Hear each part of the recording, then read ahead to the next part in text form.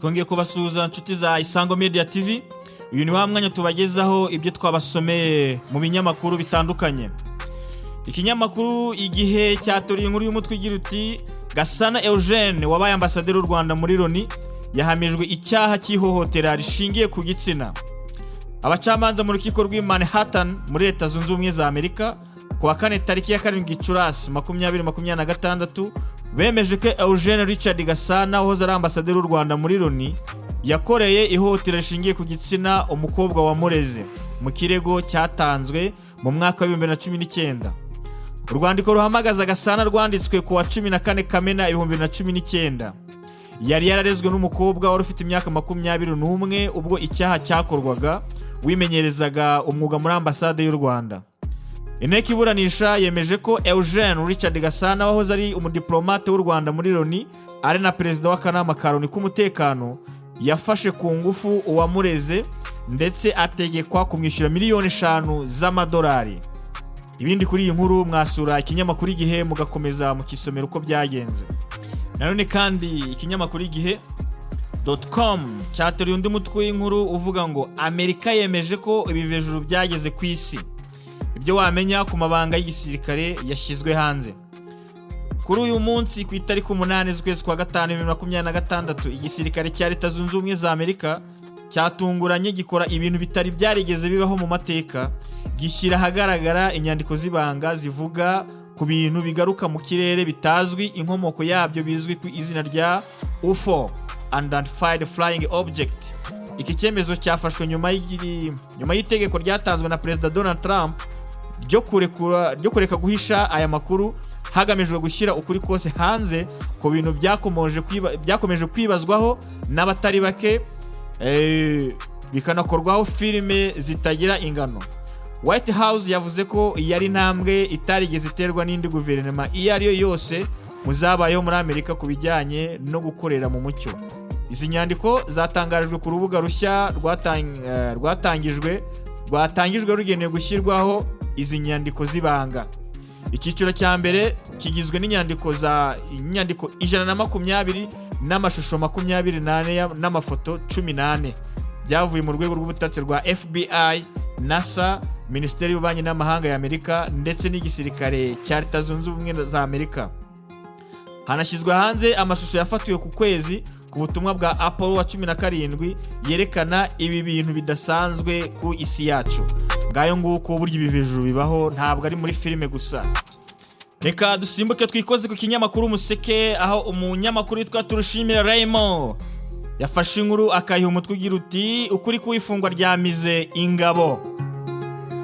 Ubuyobozi bw'umujyi wa Kigali bwakuye urujijo kubibaza impamvu bwafunze inzu yamurikagwamo ibihangano mize ingabo. Bavuga ko nyir'ubwite yabuze ubukode kandi mu masezerano impande zombi zarabyemeranye.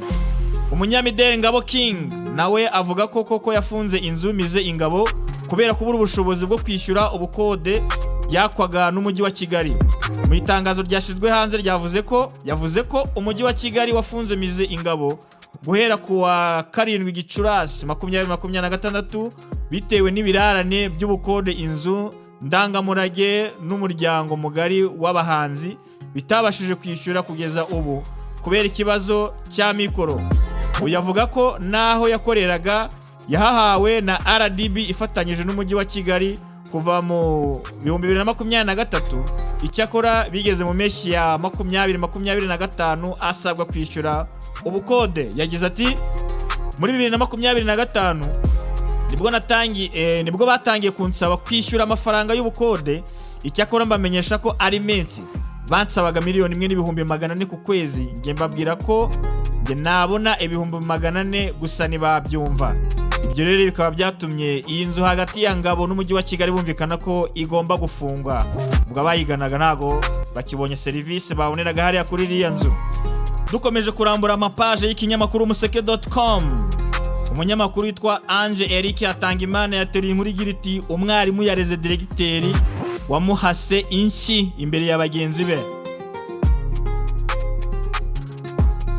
Nyabihu umwarimu witwa Corneille wigisha ku kigo cya GS Gatagara yatanze ikirego ngo arenganurwe nyuma yo gukubitwa na Diregiteri we. uyu mwarimu avuga ko yakubitiwe mu kigo mu biro n'imbere y'abanyeshuri bikozwe n'umuyobozi w'ikigo azira gukererwa.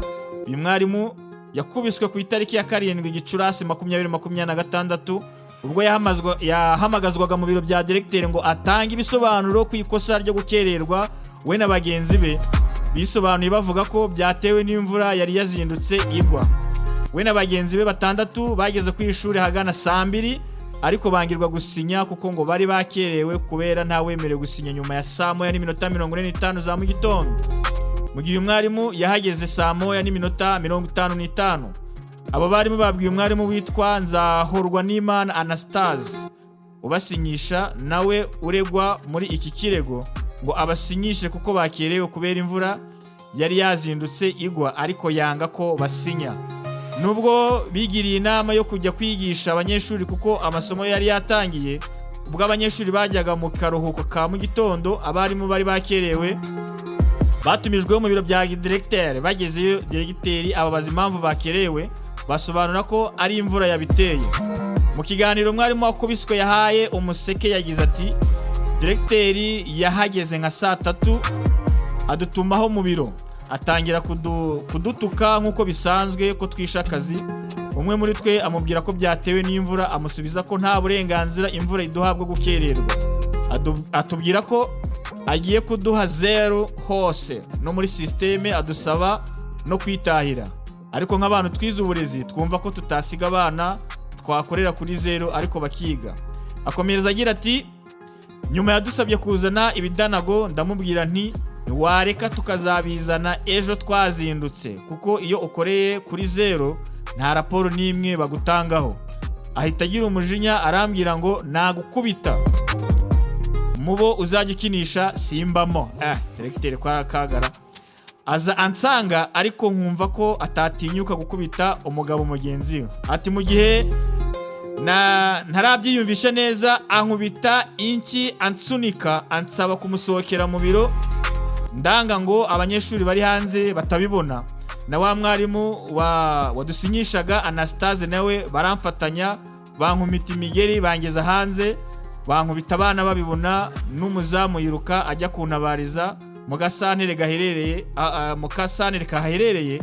Abanyeshuri barigaragambya, byasaga nabi rwose. Uyu mwarimu akomeza avuga ko yahohotewe bikomeye ndetse ko kuri we atewe ipfunwe no kongera gusubira imbere y'abana, yakubitiwe mu maso. Ngayo nguko rero abarimu muri iyi minsi muritonde, ndabona bitoroshye. Abanyeshuri bari kujya babajijwe buri nshyi n'abarimu nabo bakongezamo, nako n'aba Diregiteri nabo bakongezamo. Reka turambure amapaje y'ibinyamakuru yacu dusimbukire ku kinyamakuru Bwiza turebe umunyamakuru bita Benjamin Babu aho yateruye inkuru y'igiti nanga wa AFC M23 yikomye Amerika nyuma y'igitero cya drone za FARDC kishe benshi imushaki.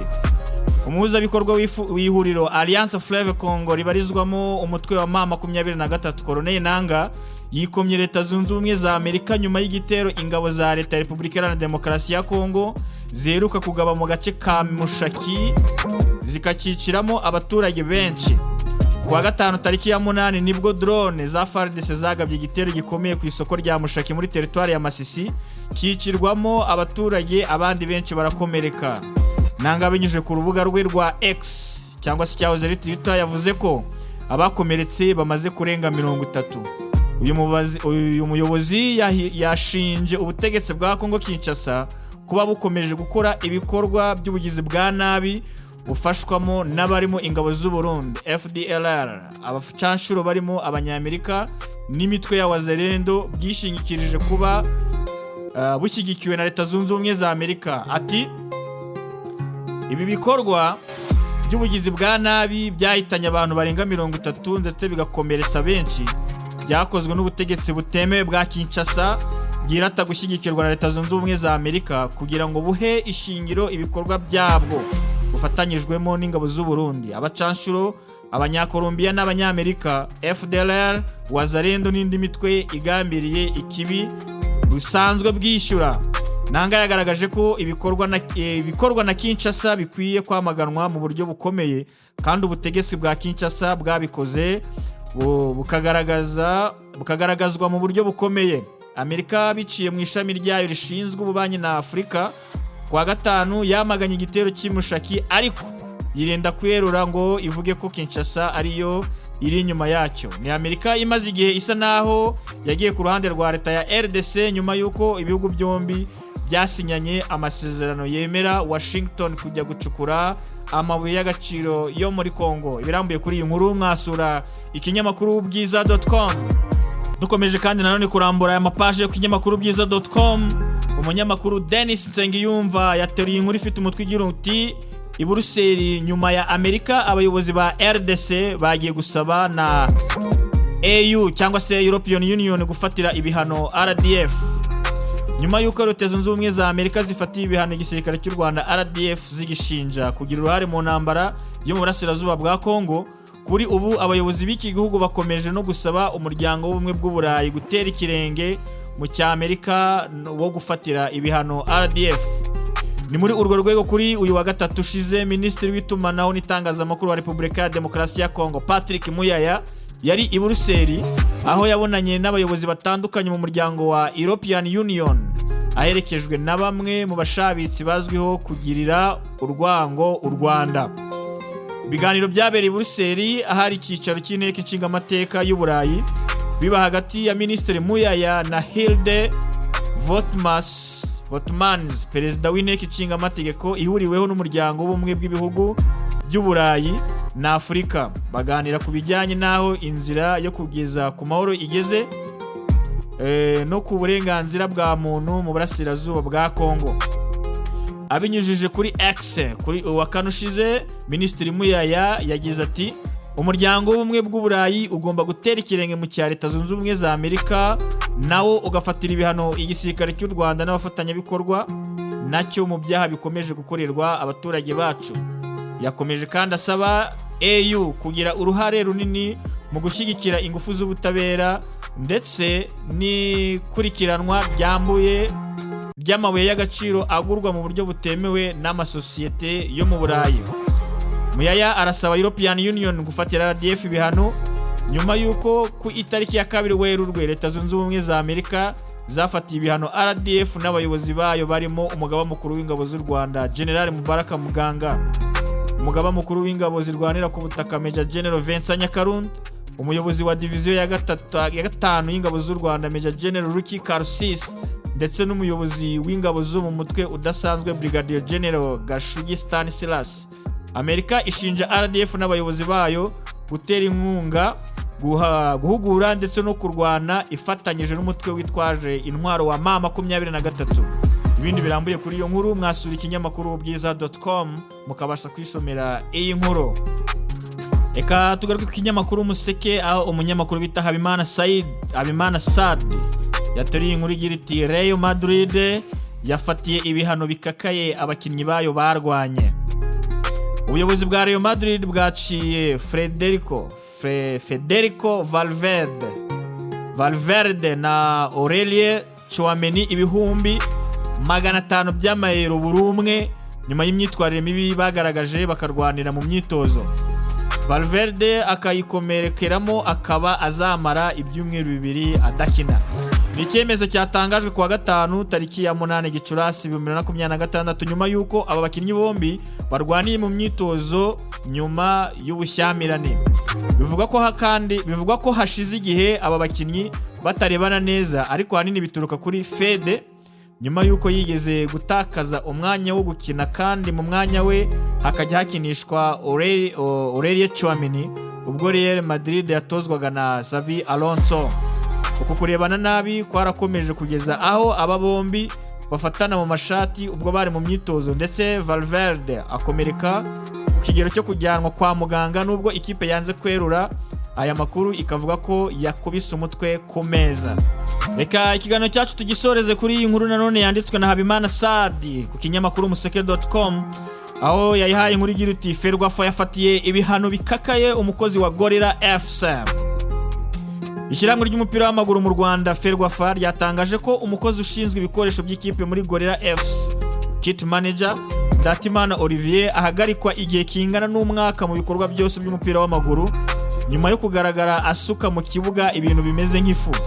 ni icyemezo cyatangajwe biciye mu itangazo ryashyizwe hanze na Ferwafa kuri uyu wa gatandatu tariki ya 9 Gicurasi 2026. Iri shyirahamwe ryavuze ko mu mukino ubanza wa kimwe cya kabiri cy'igikombe cy'amahoro wahuje Gora FC na Rayon Sport, Ndatimana Olivier yagaragaye asuka mu kibuga ibintu bisa nk'ifu ndetse byanaketswemo amarozi. Biciye muri komisiyo ishinzwe imyitwarire muri Ferwafa, hatangajwe ko Ndatimana Olivier yahagaritswe igihe kingana n'umwaka mu bikorwa byose by'umupira w'amaguru mu Rwanda. Uretse uko guhagarikwa kandi, Olivier yanaciwe amande yo gutanga 500,000 by'amafaranga y'u Rwanda, ariko ko mu gihe atanyuzwe n'imyanzuro yemerewe kujurira bitarenze iminsi 3, mu gihe amafaranga yaciwe agomba kuyatanga bitarenze iminsi 90. Nyuma y'uko muri iri tangazo iri shyirahamwe ryavuze ko iyi myitwarire yagaragaye kuri uyu mukozi wa Gorera FC inyuranyije n'amategeko agenga imyitwarire mbonezabupfura yaryo. Inshuti bakunzi, mwari mukurikiye iki kiganiro Dusome ibyavuzwe mu binyamakuru. Reka tugisoreza hanga, ikiganiro nakagaruka. Ndabasaba gukora subscribe kugira ngo mujye mubonera amakuru ku gihe.